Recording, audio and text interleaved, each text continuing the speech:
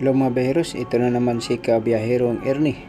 Kasalukuyan po kaming nasa Napier, New Zealand.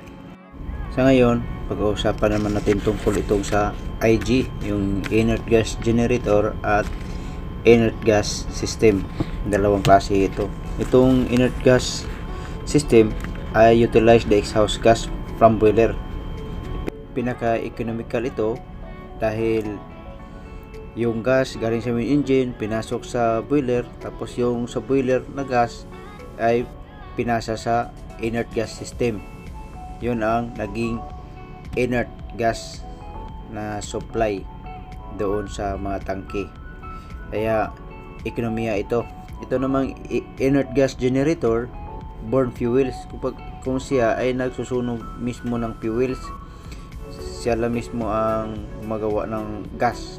Pero para makagawa ng gas, kailangan natin ng fire triangle. Ito yung oxygen, heat, at saka fuels para makaproduce yan ng gas. Magsusunog ito sa loob mismo. Kailangan ito ng hangin.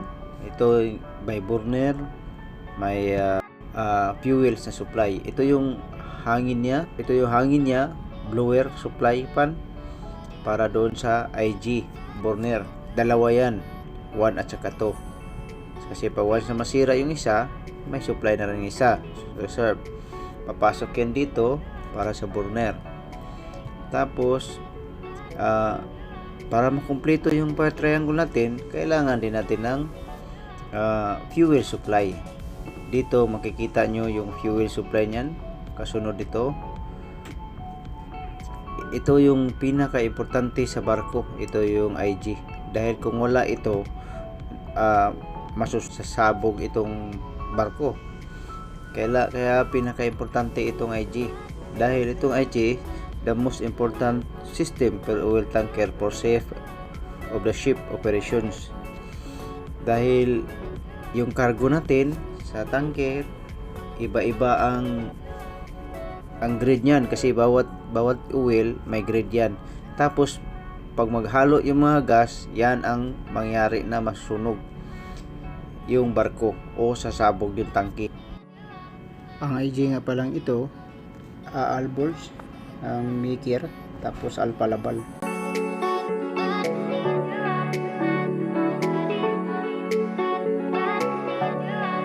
Ito naman yung cooling seawater.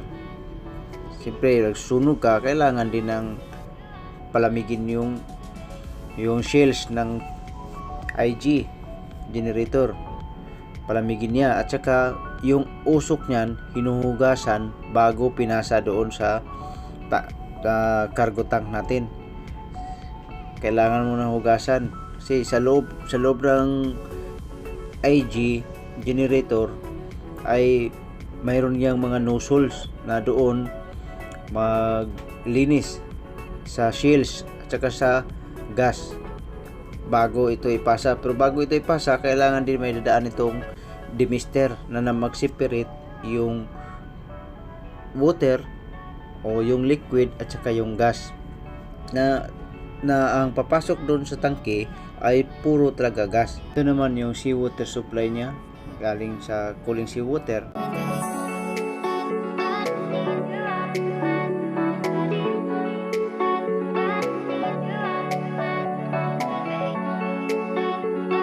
Ito yung supply papunta sa nozzles to sa loob. Ito naman, ito papunta din to sa nozzle ng demister. Ito yung product niya. Pagkatapos na makapasok sa demister, ang product niyan pinasa doon sa dixil. Dadaan yan sa dixil. Ito yung dixil, galing doon papasa dito sa dixil. Tapos galing sa dixil papasa sa doon sa cargo tank. Ito yung diagram. Air supply, tapos MGO pump supply, IG generator, tapos galing sa generator dixil, tapos galing dixil papunta tangke, tapos sa may tangke may PB breaker yan doon.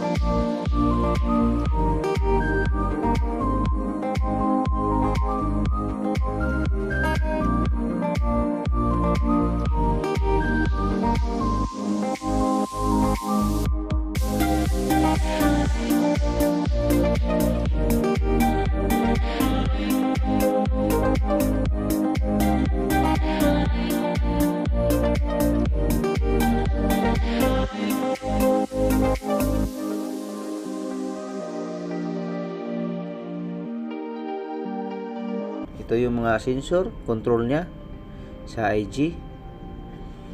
Makita nyo dyan, ito yung supply ng fuel. Supply ng fuels to.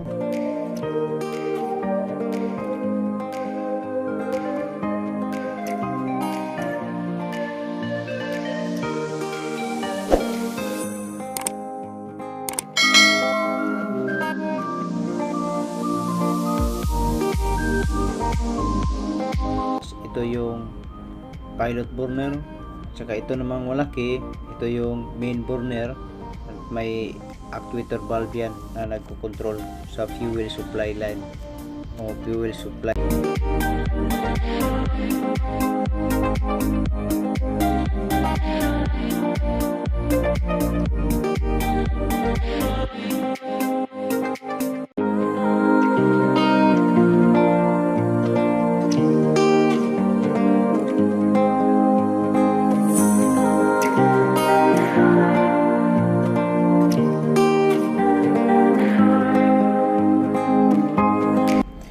Ito naman yung tangke na ginagamit sa pagkalibrate. Kailangan nitrogen ang ginamit niyan. Nitrogen yung ginamit namin at saka yung compressed gas ang ginagamit na pagkalibrate ito. Bago gamitin pala ito, bago gamitin ang IG, pinagkalibrate muna.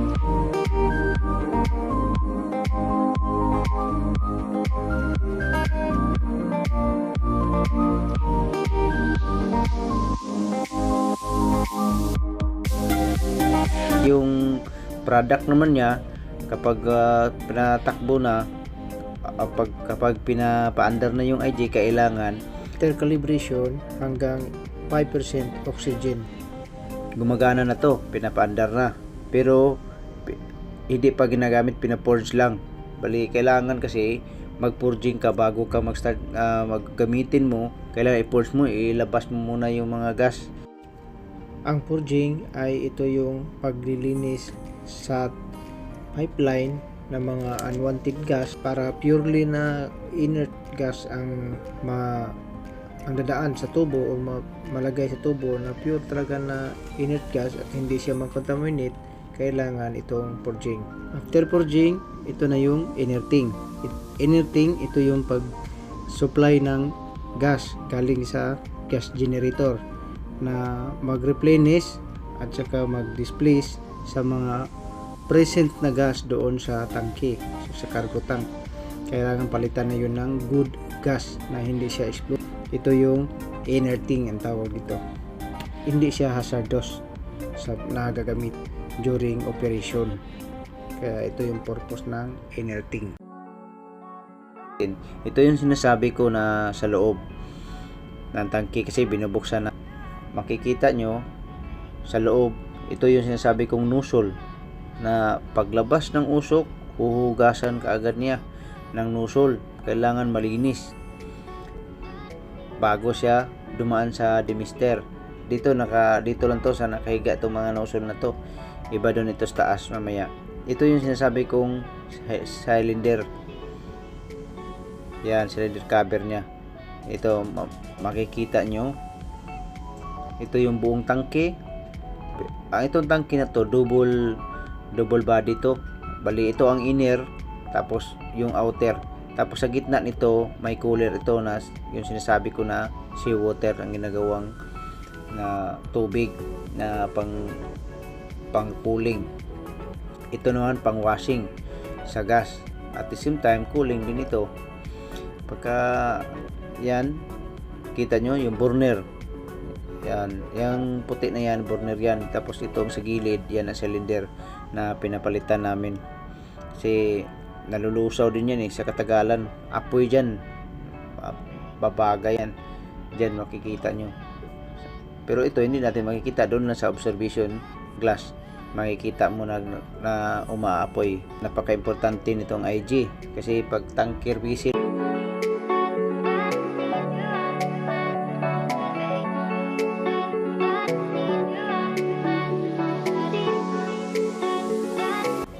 bali uhugasan, tapos papunta sa production.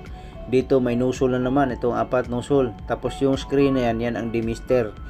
Kasi yung demister ang nagfilter ng liquid at saka gas. Kailangan ang lalabas doon sa labas for production papunta sa Dixil ay gas lang, hindi kasali yung tubig. Kaya ito, napaka-importante ito, pini-inspeksyon din yan kasi pag marumi o kaya may butas ng konti o siyempre papasok yung tubig, kaya isa din yan sa ini-inspeksyon, pero bihira lang yan mangyari dahil makapal to na screen.